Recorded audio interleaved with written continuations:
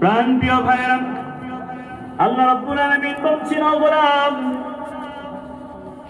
ও গোলাম রে, যাদের ভাগ্যে কোরআন আছে, যাদের ভাগ্যে কালাম আছে, তারাই কেবলমাত্র কোরআন শুনতে পারবে, তারাই কেবলমাত্র কোরআন গ্রহণ করতে পারবে। যাদের ভাগ্যে আমি আল্লাহ কোরআন লিখে রাখি নাই, হাজারো চেষ্টা করেও, শত চেষ্টা করেও নবী তাদের সামনে কোরআন পেশ করলে তারা কোরআন শুনবে না। ওরা কি করে না? কোরআন শুনে না। আছে না ভাই? প্রাণ প্রিয় বন্ধুগণ, আমার ভাইয়েরা, সুতরাং আল্লাহ রাব্বুল আলামিন এজন্যই ডাক দিয়ে বলেছেন, ইন্নাল্লাযীনা ক্বালু রাব্বুনাল্লাহু সুম্মা ইসতাকামু তাতানাজ্জালু আলাইহিমুল মালাঈকা আল্লা তাখাফু ওয়া লা তাহজানু وأبشروا بالجنة التي كنتم توعدون আওয়াজ করে বলুন আল্লাহু আকবার। আল্লাহ রাব্বুল আলামিন বলছেন, ইন্নাল্লাযীনা ক্বালু রাব্বুনাল্লাহ, নিশ্চয়ই যারা বলে আমাদের রব একজন, আওয়াজ করে বলুন তিনি কে? আর জোরে বলুন তিনি কে? সুম্মা ইসতাকামু, অতঃপর যারা এই কথার উপর ইস্তেকামত রাখে, শক্ত অবস্থানে থাকে, আল্লাহ রাব্বুল আলামিন বলছেন, গোলাম রে, এই কথার উপরে যারা ইস্তেকামত রাখে, শক্ত অবস্থানে থাকে, ফাঁসির মঞ্চে গিয়েও বলে আমাদের রব আল্লাহ, ফিলিস্তিনের মুসলমানরা বুলেটের সামনে দাঁড়িয়েও বলে আমাদের রব আল্লাহ, তামাম পৃথিবীর মুসলমানরা কালিমার পতাকাকে উত্তোলন করে তারা বলে আমাদের রব আল্লাহ।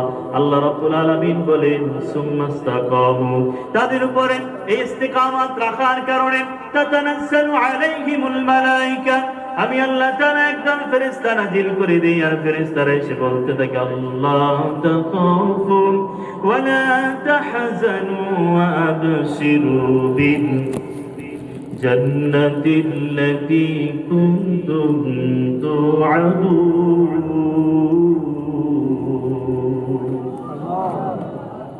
আল্লাহ ফেরেশতারা এসে বলতে থাকে, আল্লাহর গোলাম, মৃত্যুকে ভয় পেও না, হতাশ হয়ে যেও না, চিন্তিত হয়েও না, ফ্রাস্ট্রেটেড হয়েও না।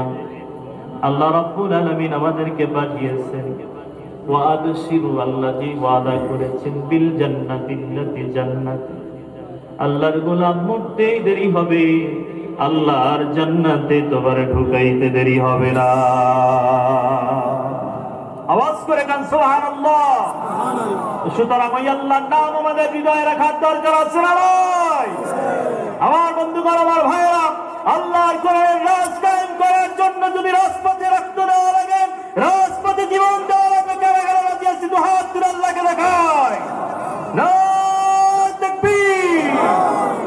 আল্লাহ আমাদের সবাইকে কবুল করুন, পড়েন আমিন।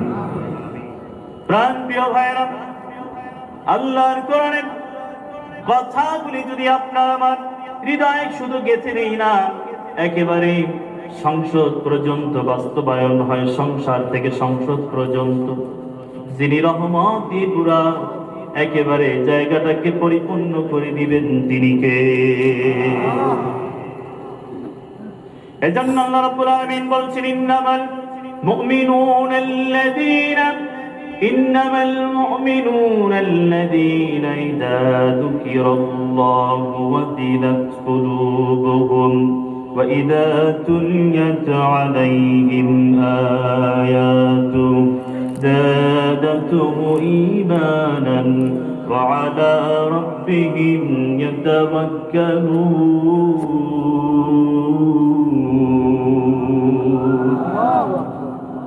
মুমিন যারা, তারা আল্লাহ রাব্বুল আলামিনের নাম শোনার সঙ্গে সঙ্গে অন্তরটা ভয়ে কেঁপে ওঠে। ওয়া ইযা তুলিয়াত আলাইহিম, তাদের সামনে যখন কোরআন থেকে তেলাওয়াত করা হয়, জাদাতু ঈমানান, সঙ্গে সঙ্গে আল্লাহ রাব্বুল আলামিন আল্লাহর গোলামদের ঈমানটারে তরতাল করে বাড়াইয়া দেয়। প্রাণপ্রিয় ভাইয়ের এখানে বসার পরে আপনি আল্লাহর পক্ষ থেকে রহমত পেয়েছেন, আপনি আল্লাহ রাব্বুল আলামিনের পক্ষ থেকে শিফার সুসংবাদ পেয়েছেন, সুস্থতার সুসংবাদ পেয়েছেন। শুধু কি তাই আমার বন্ধুগণ, আমার ভাইয়েরা, এরপরে রব্বুল আলামিন বলেন, আল্লাহ রাব্বুল আলামিন গোলামদেরকে ডাক দিয়ে বলেন, ও গোলাম, এরপরে তোমাদের জন্য আমি রব্বুল আলামিন ঈমানের কথা বলেছি। প্রাণপ্রিয় ভাইয়েরা, যিনি কোরআন বেশি বেশি পড়লে, যিনি কোরআন বেশি বেশি পড়লে আর ধরলে মানলে, যিনি ঈমানটারে বাড়াইয়া দেন, তিনি কে?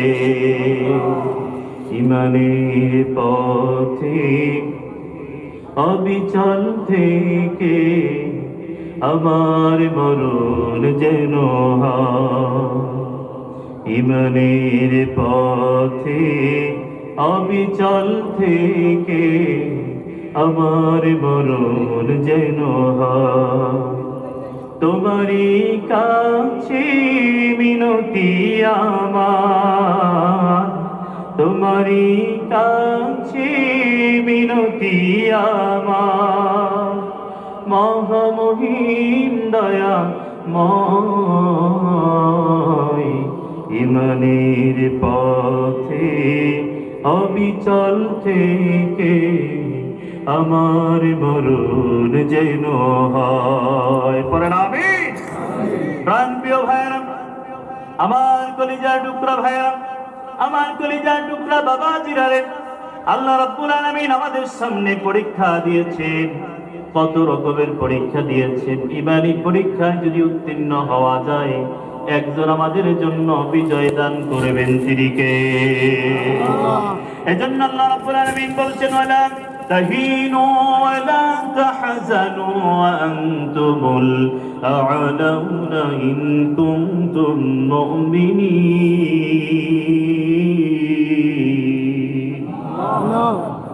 প্রাণপ্রিয় ভাইরা, আল্লাহ রাব্বুল আলামিন বলছেন, ওয়ালা তাহিনু, তোমাদের কোনো চিন্তা নাই, ওয়ালা তাহজানু, তোমাদের কোনো ভয় নাই, তোমাদের কোনো চিন্তা নাই, তোমাদের কোনো ভয় নাই। ওয়া আবশিরু, আমি আল্লাহ ওয়াদা করলাম, যদি তোমরা আমি আল্লাহর কথাগুলি শুনতে পারো, আমি রব্বুল আলামিন তোমাদেরকে ওয়াদা করলাম, ইন কুনতুম মুমিনিন, রব্বুল আলামিন বলেন, যদি তোমরা মুমিনের মতো মুমিন হতে পারো, আমি আল্লাহ অবশ্যই বিজয় দান করব। প্রাণপ্রিয় ভাইয়েরা, সুতরাং আমরা এখন পর্যন্ত বিজয় হতে পারি নাই। 53 বছরের স্বাধীনতায় আমরা কোরআনের একটা আইন বাস্তবায়নে পাই নাই। 53 বছর স্বাধীনতায় আজ পর্যন্ত আমরা নামাজকে বাধ্যতামূলক পাই নাই। মাদ্রাসা, ইউনিভার্সিটি, স্কুল, কলেজ, এই সমস্ত জায়গায় কোরআনকে একেবারে নির্দিষ্ট সাবজেক্ট হিসেবে পাই নাই।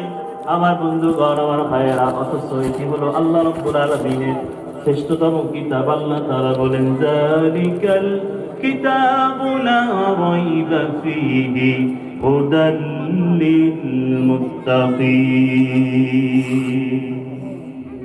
আল্লাহ বলে, দুনিয়ার সব কিতাবে ভুল আছে, আছে না নাই? দুনিয়ার সব কিতাবে ভুল আছে।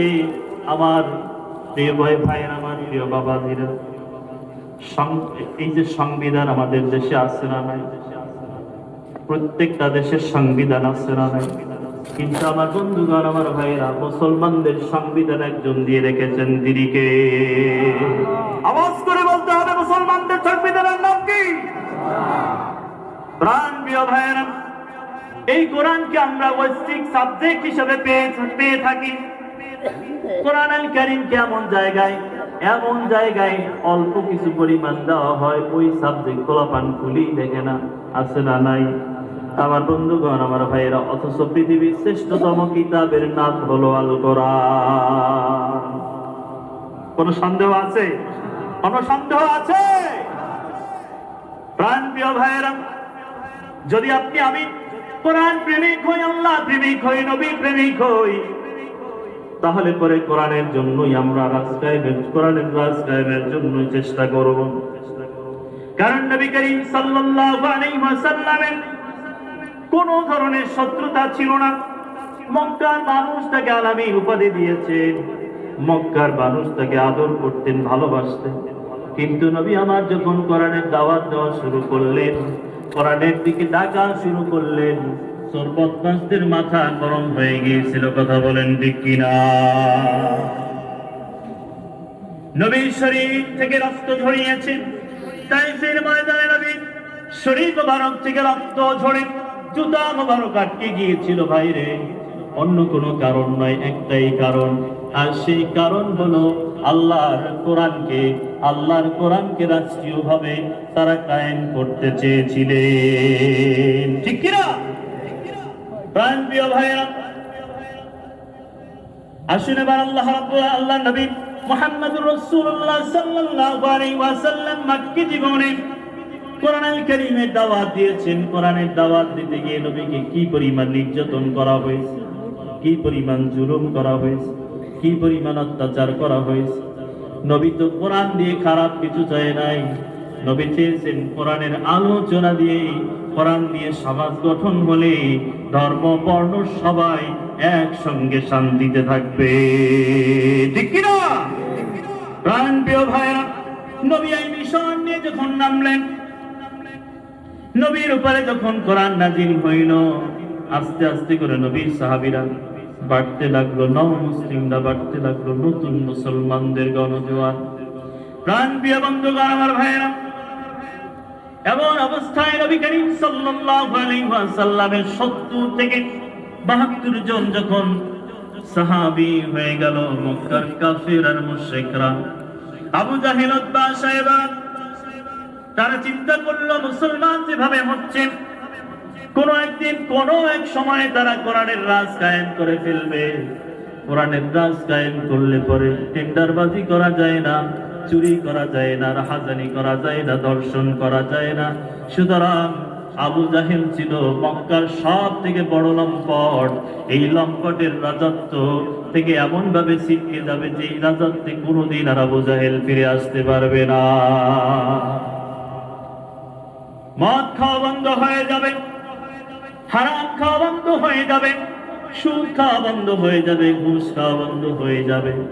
এমন চিন্তায় আর চেতনায় যখন আবু জাহেল একেবারে বেহুশ হয়ে গেল, তখন শুরু হয়ে গেল নির্যাতনের স্টিমরোলার। সাহাবায়ে কেরামদেরকে যেখানে পায় সেখানে অত্যাচার করে, যেখানে পায় সেখানে জুলুম নির্যাতনের শিকার করে দেয়, তাদের স্ত্রীদেরকে শিরতাহানি করে। প্রাণপ্রিয় বন্ধুগণ, আমার ভাইয়েরা, এত অত্যাচার আর এত জুলুম সহ্য না করতে পেরে নবী আমার ডাক দিয়ে বললেন, ও সাহাবীরা রে, তোমরা কিছু লোক আবিসিনিয়ায় হিজরত করে না। অত্যাচারের মাত্রাটা এত বেশি ছিল, হিজরত করতে তারা বাধ্য হয়ে গিয়েছে। নিজের বাড়ি, নিজের ঘর, নিজের সব কিছু ফেলে চলে গিয়েছে আবিসিনিয়ার জন্য। আমার বন্ধুগণ, আমার ভাইরা, এবার মক্কার কাফের আর মুশরিকরা চিন্তা করলো, আবিসিনিয়া থেকে যদি ওরা বিপ্লব ঘটাইয়া আবিসিনিয়ার হাজার হাজার লক্ষ লক্ষ সৈন্যদেরকে নিয়া ওরা যদি মুসলমান হয়ে মক্কার জমিনে ফিরে আসে, তাহলে আমাদের চুরি বন্ধ হয়ে যাবে, আমাদের রাজত্ব বন্ধ হয়ে যাবে। সুতরাং আবিসিনিয়ায় তৎকালীন রাজা, তৎকালীন বাদশা নাজ্জাশীর কাছে বড় বড় পুরোহিতদেরকে পাঠানো হলো, বড় বড় বুদ্ধিজীবীদেরকে পাঠানো হলো। বুদ্ধিজীবীরা গিয়ে বলছে, বিশাল উপঢৌকন নিয়ে, বিশাল উপহার নিয়ে আবিসিনিয়ায় নাজ্জাশীর সামনে উপস্থিত হইল। নাজ্জাশী ডাক দিয়ে বলে, কি জন্য এসেছি? তারা বলে, আমরা এসেছি মক্কা থেকে আমাদের বংশধর, আমাদের ভাইয়েরা, আমাদের আত্মীয় স্বজনরা, ওরা আমাদের কাছ থেকে বের হয়ে আসছে, তারা আগেই বুদ্ধি পাকিয়ে এসেছেন। কারণ যদি তারা বিরুদ্ধে বলেন, নাজ্জাশী